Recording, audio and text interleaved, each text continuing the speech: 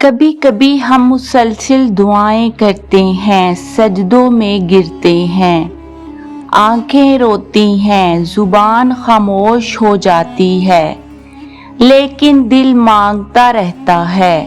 اور جب دعا دل کی گہرائیوں سے نکلتی ہے تو وہ سیدھا عرش الہی تک جاتی ہے، لیکن انسان بے چین ہوتا ہے کہ یا اللہ، کیا میری فریاد سن لی گئی؟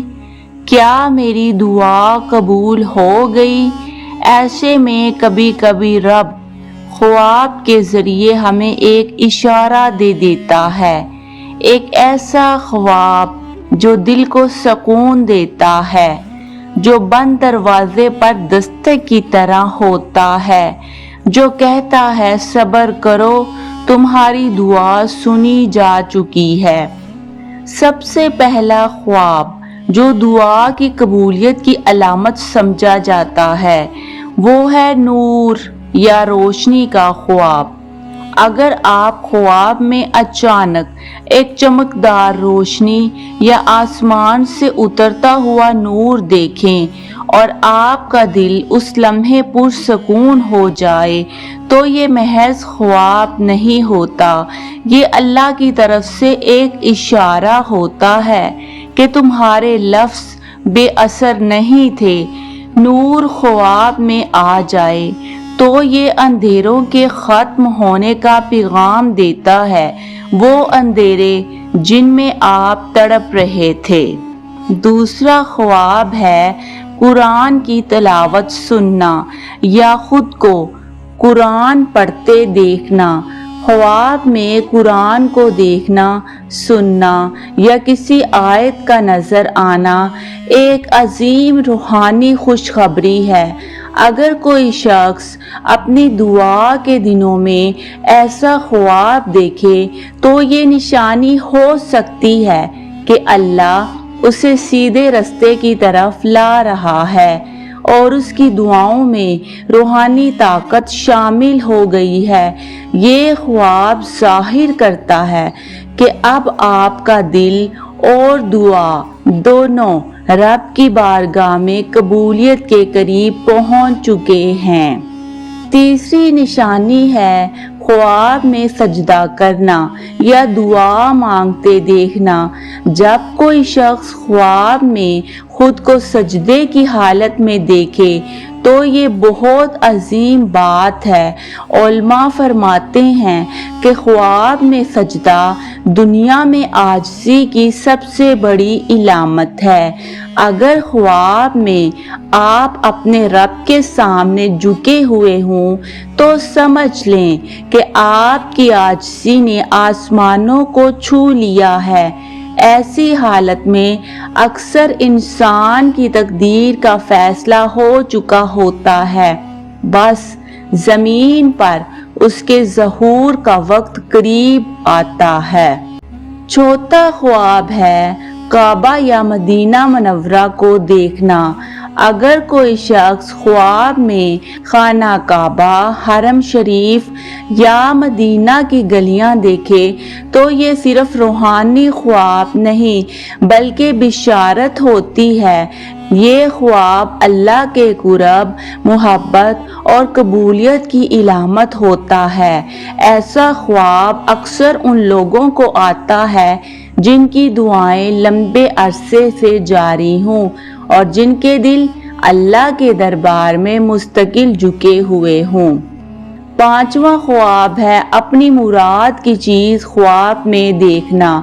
اگر آپ کسی خاص چیز کے لیے دعا کر رہے ہیں جیسے شادی، اولاد، رزق، صحت یا کامیابی اور آپ اسے خواب میں پا لیں تو یہ خواب صرف تصوراتی نہیں ہوتا بلکہ ایک علامت ہوتی ہے کہ آپ کی دعا سنی گئی ہے۔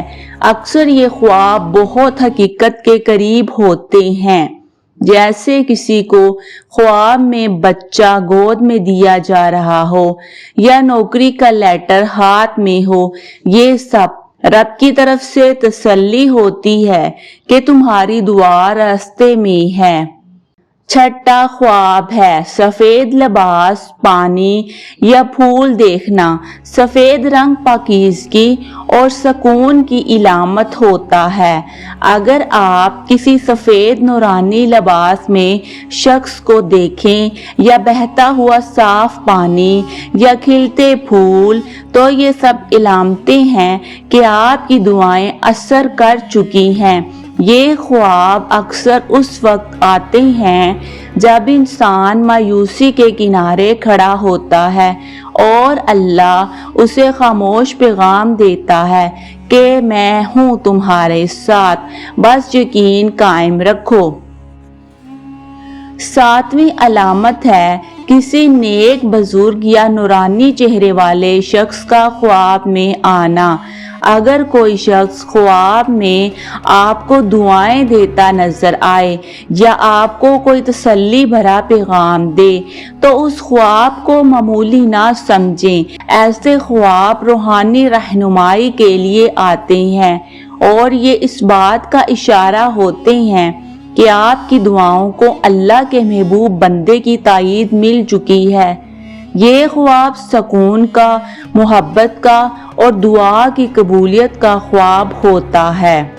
आखिर में एक ख्वाब जिसे अक्सर लोग आम समझ लेते हैं मगर वो ख़ास होता है, वो है बारिश, सब्ज़ा और बहार के मनाजर देखना। बारिश ख्वाब में आए तो ये रहमत की इलामत होती है, सब्ज़ा खुशहाली की और बहार नया आगाज है। अगर आप मुसलसल किसी चीज़ के लिए रो रहे हैं और ख्वाब में बारिश या बहार देखें, तो ये निशानी है कि अंधेरा छटने को है और खुशी आने वाली है। तो अगर आपने कभी कोई ऐसा ख्वाब देखा हो तो रुके मत, घबराएं मत, बल्कि इस पर यकीन रखें और रब से ताल्लुक और मजबूत करें, क्योंकि बाज़ ख्वाब दुआ की कबूलियत का आगाज होते हैं। वो ख्वाब आपको तोड़ते नहीं, जोड़ने आते हैं। वो आपकी थकन का जवाब और आपके सजदों का सिला होते हैं। अगर आपको ये वीडियो पसंद आई हो तो इसे ज़रूर लाइक करें, कमेंट में हमें बताएं कि आपने कभी ऐसा ख्वाब देखा है, और अगर अभी तक ऐसा ख्वाब नहीं आया तो घबराएं नहीं, अल्लाह आपकी भी सुन रहा है।